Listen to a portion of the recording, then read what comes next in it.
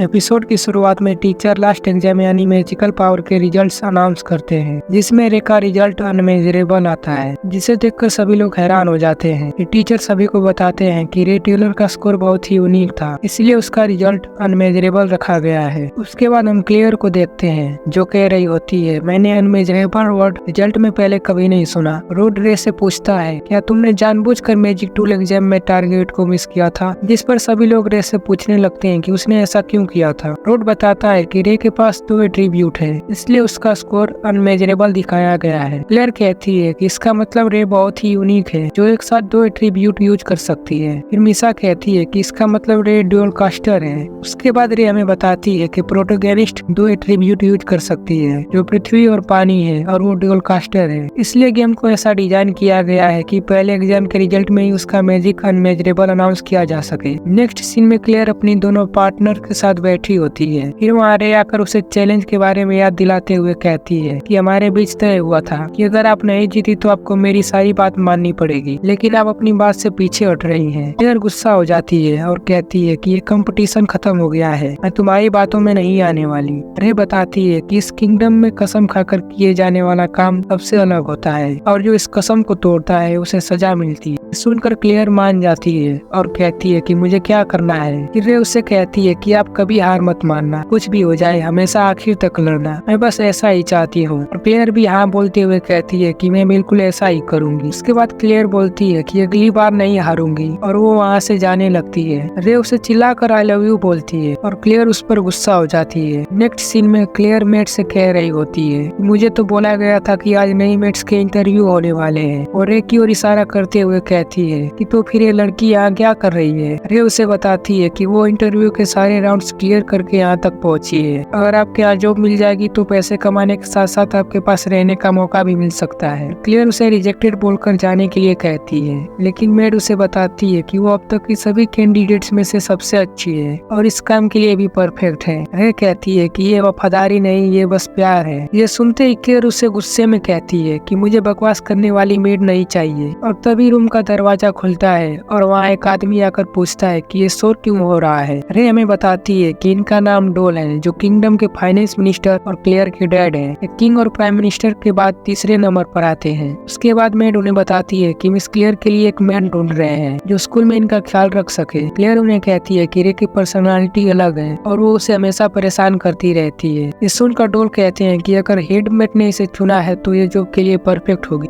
लेकिन क्लियर को ये पसंद नहीं है तो हमें इसे नहीं रखना चाहिए। इतना कहकर वो वहाँ से जाने लगते हैं। तभी रे कहती है कि बीच में बोलने के लिए मैं आपसे माफी चाहती हूँ, लेकिन मैं आपसे कुछ कहना चाहती हूँ। ये सुनकर वो कहते हैं कि मुझे लगता है कि क्लियर का फैसला सही था, एक मामूली इंसान को मुझसे भला क्या कहना होगा। वो इतना बोलते हुए जाने लगते हैं। तभी रे एक वर्ड बोलती है, हीरोइन मैनुअल। ये सुनकर डोल हैरान हो जाते हैं और वो पूछने लगते हैं कि किस बारे में बात कर रही हो। रे उन्हें किसी 5 लाख के सोने के बारे में बताती है। फिर डोल क्लियर और मेट को बाहर जाने के लिए कहते हैं। उनके जाने के बाद वो रे से पूछते हैं कि तुम कौन हो और कितना जानती हो। उसके बाद हम क्लियर और मेट को देखते हैं, जो उन लोगों का वेट कर रहे होते हैं। और तभी दरवाजा खुलता है और डोल बाहर आकर बताते हैं कि उसे रे को मेट के तौर पर रखना होगा। इस सुनकर क्लियर रे से पूछती है कि उसने उसके डैड से क्या कहा है। रे बताती है कि उसने सिर्फ अपने प्यार के बारे में बताया है। क्लियर कहती है कि मैं एक मामूली लड़की के साथ नहीं रह सकती। डोल उससे कहते हैं कि किसी सीधे साधे इंसान को अपने पास रखना आसान होता है, लेकिन मेरी बेटी होने के नाते तुम्हें ऐसे लोगों को संभालना आना चाहिए। उसके बाद क्लियर मान जाती है और वो रे से कहती है कि आज से तुम मेरी मेड हो, मैं जो भी बोलूंगी वो तुम्हें करना होगा। उसके बाद हेडमेड रे से बोलती है कि तुम कल से काम शुरू कर सकती हो। रे कहती है कि आप बिल्कुल चिंता मत कीजिए, मैं आखिरी सांस तक इनकी सेवा करूंगी। उसके बाद हम रे को देखते हैं, जो क्लियर के कपड़े चेंज कर रही होती है,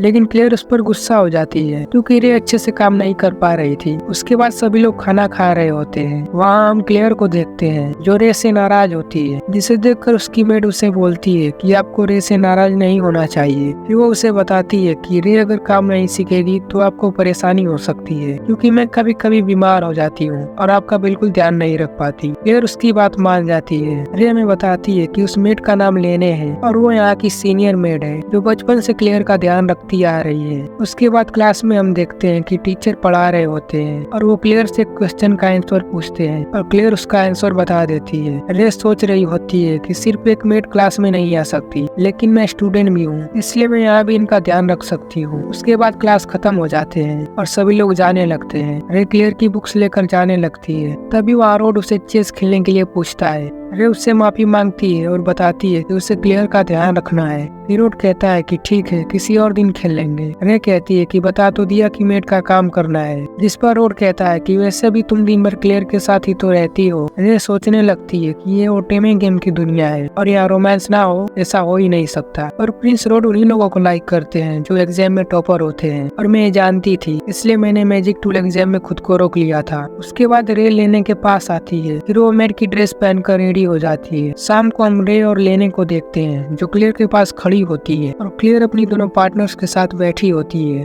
क्लेयर की दोनों पार्टनर्स उसे एक होटल के बारे में बताती है और उससे पूछती है कि आपने उनकी नई डिश ट्राई की है। क्लेयर उन्हें बताती है कि हाँ, मैंने ट्राई की है, वो बहुत ही टेस्टी थी। वो उन्हें खाने के लिए पूछती है कि अगर तुम भी खाना चाहती हो तो मैं तुम्हारे रूम में भिजवा दूंगी। फिर वो रे से वही डिश बनाने के लिए कहती है। रे को देखकर उसकी पार्टनर्स पूछती है कि मिस क्लेयर, आपने इस लड़की को अपने पास क्यों रखा है। क्लेयर बताती है कि मेरे पास और कोई चॉइस नहीं थी और मेरे डैड ने भी कहा है। उसके बाद वो लोग बात लेने के लिए आए होते हैं। रे उस जगह की तारीफ करते हुए कहती है कि ये जगह किसी जन्नत से कम नहीं है। क्लेयर उसे बताती है कि ये जगह मामूली लोगों के लिए नहीं है और यहाँ का पानी एक वोल्केनो से आता है। उसके बाद रे और लेने उसे नहलाने लगती है, जहाँ रे उसके बाल धो रही होती है। क्लेयर रे के काम से भी इम्प्रेस हो जाती है। फिर वो कहती है कि तुम बहुत अच्छे से काम कर रही हो। उसके बाद रे हमें बताती है कि लेने का काम रोज सुबह मिस क्लेयर के बाल बनाना है और इनके बाल बिल्कुल इनकी मोम के जैसे हैं। उसके बाद रात में हम रे को देखते हैं जो लेने को गुड नाइट बोलकर क्लेयर के रूम में जाती।